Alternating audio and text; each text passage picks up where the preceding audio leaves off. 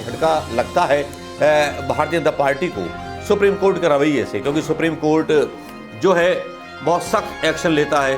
पहले तो वो जजों को फटकारता है अपनी सुप्रीम कोर्ट कि जिस हवाबाजी में का वो साल था जब इन सारी चीजों पर बहस चला करती थी। वो जमाना था 2014 में जब मनमोहन सिंह सरकार के खिलाफ आरोप लगते थे, तब सबूत मीडिया के द्वारा नहीं मांगे जाते थे, भारतीय जनता पार्टी के प्रवक्ताओं के द्वारा। लेकिन अब अगर मोदी जी का वो साल था जब इन सारी चीजों पर बहस चला करती थी।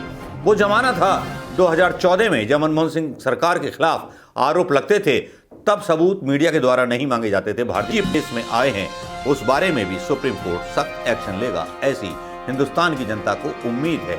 आखिरी लोकतंत्र के उस खंभे से जो धीरे धीरे आईसीयू में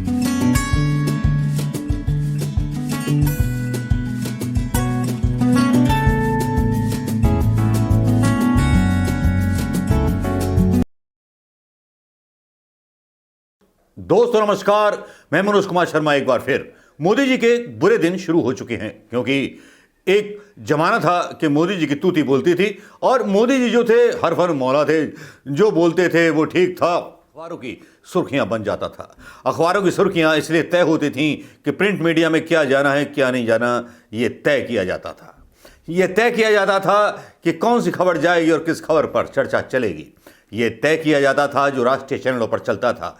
ये भी तय किया जाता था कि ये दिखाना है ये नहीं दिखाना। वो आज भी चल रहा है, लेकिन जो खबर आज दिखानी थी राष्ट्रीय चैनल पर बहुत बड़ी खबर थी जिसको नहीं दिखाया, क्योंकि सुप्रीम कोर्ट से जुड़ी कोई खबर जो सरकार के विरोध में अगर फैसला आता है तो राष्ट्रीय चैनल पर वो देखने को नहीं मिलती, गायब हो जाती है।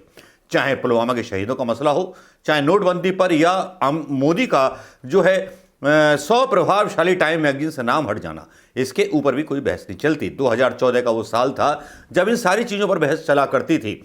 वो जमाना था 2014 में जब मनमोहन सिंह सरकार के खिलाफ आरोप लगते थे, तब सबूत मीडिया के द्वारा नहीं मांगे जाते थे, भारतीय जनता पार्टी के प्रवक्ताओं के द्वारा।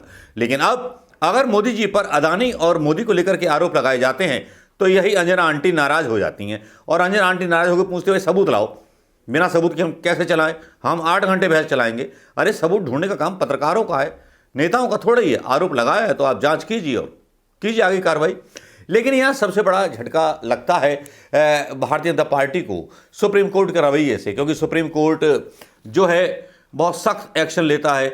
पहले तो वो जजों को फटकारता है अपने सुप्रीम कोर्ट कि जिस हवाबाजी में जज जी रहे हैं और जिस हवाबाजी में अपने फैसले दे रहे हैं वो कितने गलत दे रहे हैं कितने सही दे रहे हैं, उसको लेकर के सुप्रीम कोर्ट की आंखें लाल हो जाती हैं। मोदी जी लाल आंखें चीन को ना दिखा पाए होंगे, लेकिन सुप्रीम कोर्ट ने अपने जजों पर जो है लाल आंखें दिखा दी।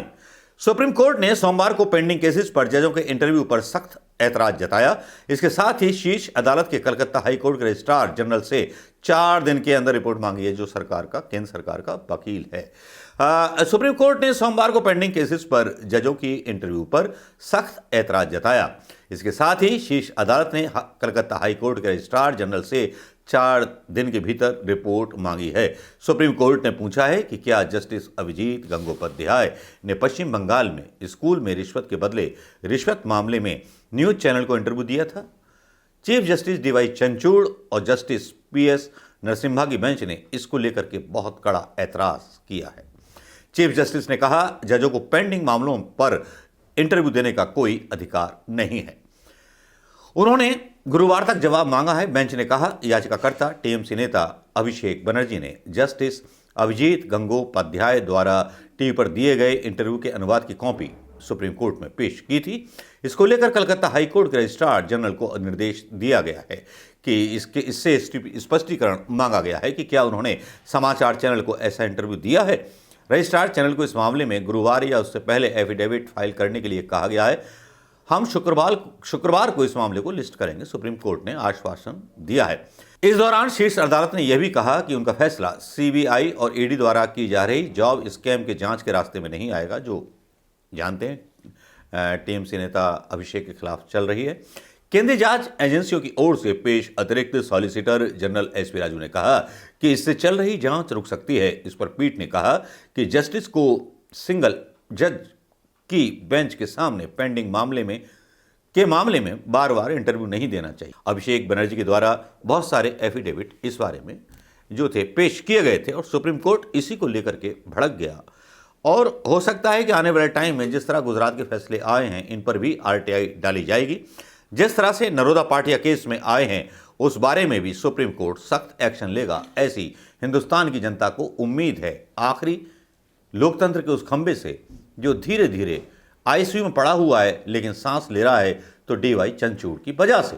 डीवाई चंद्रचूड़ वो एक ऐसे जज हैं जिन्होंने एक नई प्रतिष्ठा जड़ी है सुप्रीम कोर्ट की, जो पहले खो चुकी थी। लेकिन डीवाई चंद्रचूड़ ने उस निष्ठा को, उस विश्वास को एक तरह से मतलब इकट्ठा किया है और जताया है। जनता भी सोचती है कि शायद मीडिया बिक चुका हो, पत्रकार बिक चुके हों, लेकिन एक सुप्रीम कोर्ट ऐसा है जो अपना ईमान नहीं बिकेगा।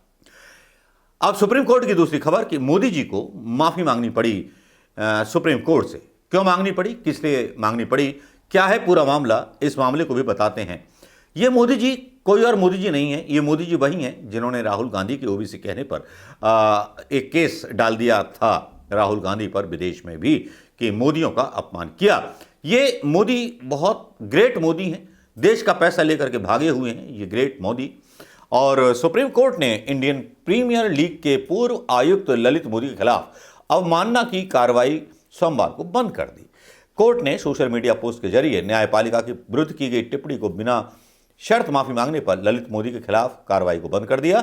न्यायमूर्ति एमआर शाह, न्यायमूर्ति सीटी रवि कुमार की पीठ ने मोदी से दायर हल्फनामे का संज्ञान लिया। इस हल्फनामे में मोदी ने कहा है कि भविष्य में वह ऐसा कुछ भी नहीं करेंगे जो किसी भी तरह से अदालत या भारतीय न्यायपालिका की गरिमा के विरुद्ध हो।